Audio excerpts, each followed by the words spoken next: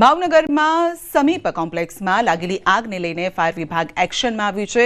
શહેરના કાળુભા રોડ પર આવેલી સમીપ કોમ્પ્લેક્સમાં આગ લાગી હતી ને જેમાં બાળકો સહિત 19 જેટલા લોકોના રેસ્ક્યુ કરવામાં આવ્યા હતા, જેના પગલે ભાવનગર ફાયર વિભાગ સફાળું જાગ્યું છે। તો શહેરમાં ચેકિંગ હાથ ધર્યું છે અને જેમાં 2 હોસ્પિટલ 3 કોમ્પ્લેક્સને નોટિસ ફટકારી છે।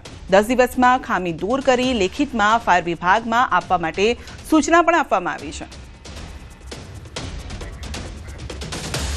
વડોદરા પાલિકાના ક્લાસ 1 અધિકારીઓ સીએલ પર ઉતર્યા છે। અધિકારીઓ વચ્ચે આંતરિક ખેંચતાણથી વિવાદ સર્જાયો છે। બિલોની વિગતો ઓડિટ વિભાગમાંથી લીક થતા વિવાદ સર્જાયો છે। કામોની વિગતો ખોટી રીતે લિંક કરી અધિકારીઓને ટાર્ગેટ કરાતા હોવાનો આક્ષેપ છે। તો ત્રાહિત વ્યક્તિઓ કામના સ્થળે નાણાકીય માંગણી કરતા હોવાનો પણ આક્ષેપ છે। ક્લાસ 1 અધિકારીઓએ મ્યુનિસિપલ કમિશનરને આવેદનપત્ર આપ્યું। આવેદન આપીને સીએલ પર ઉતરવાની જાહેરાત કરી। સુરત મનપા આક્રમક તેવરમાં છે। વધતા જતા પ્રદૂષણને લઈને દંડ ફટકારવાની કામગીરી શરૂ કરાઈ છે।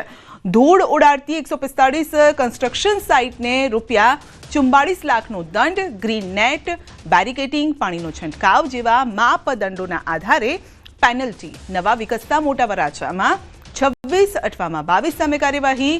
હવા પ્રદૂષણની ચિંતા વચ્ચે રાજ્ય સ્તરે ડ્રાઈવની પણ હલચલ શરૂ થઈ છે।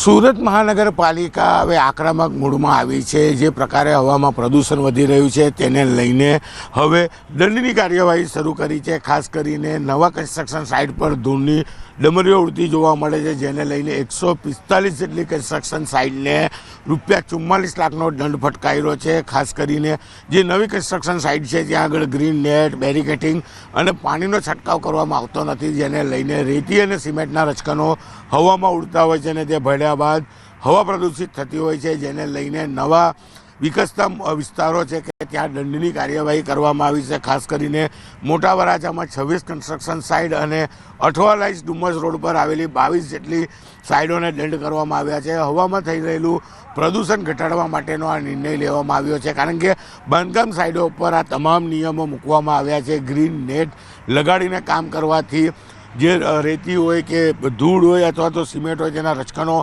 હવામાં ના ભળે, પાણીનો છંટકાવ કરવાનો હોય, પણ આવા કોઈપણ નિયમો નવા કન્સ્ટ્રક્શન સાઇટ પર કરવામાં નથી આવતા, જેને લઈને મહાનગરપાલિકા હવે આક્રમક મૂડમાં આવી છે અને 154 જેટલી નવી કન્સ્ટ્રક્શન સાઇટ પર ₹44 લાખનો દંડ ફટકાર્યો છે। કેમેરામેન જીગર ગુગલ સાથે કીર્તેશ પટેલ, ન્યૂઝ 18 ગુજરાતી, સુરત।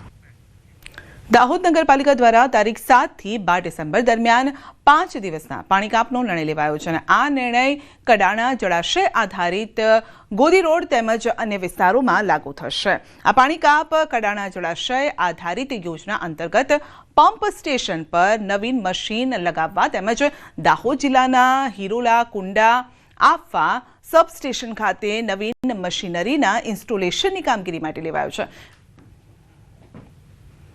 અમે દાહોદ નગરપાલિકા દ્વારા 5 દિવસનો પાણીનો કાપ લેવા જઈ રહ્યા છે।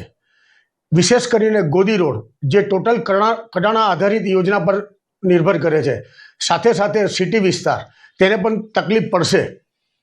આ કાર્યવાહી પૂરી થઈ ગયા પછી દાહોદ નગરના પાણીનો પ્રશ્ન લગભગ પૂર્ણ થઈ જશે। આ કામગીરી મિનિમમ 5 દિવસની અંદર પૂરી કરવાની અમારા વિભાગની પૂરેપૂરી કોશિશ છે। ગ્રામજનોને મારી નમ્ર વિનંતી છે અને શહેરીજનોને મારી નમ્ર વિનંતી છે કે આ સમય દરમિયાન આપ સૌ પીવાના પાણીનો કરકસરથી અને સ્ટોરેજ કરી રાખો અને 5 દિવસમાં આ સ્ટોરેજ કરીને કરકસરપૂર્વક પાણીનો ઉપયોગ કરો તેવી આપ સૌને મારી નમ્ર વિનંતી છે। ગોદી રોડ પર જે પાણી સદંતર બંધ રહેશે એના માટે સ્ટોક માટે પાણીનો સપ્લાય જે સમયે આવશે એ સમય આવશે જ, છેલ્લા સમય સુધી આવશે તો આપ લોકો સ્ટોક કરી રાખશો અને જ્યાં જરૂર લાગશે ત્યાં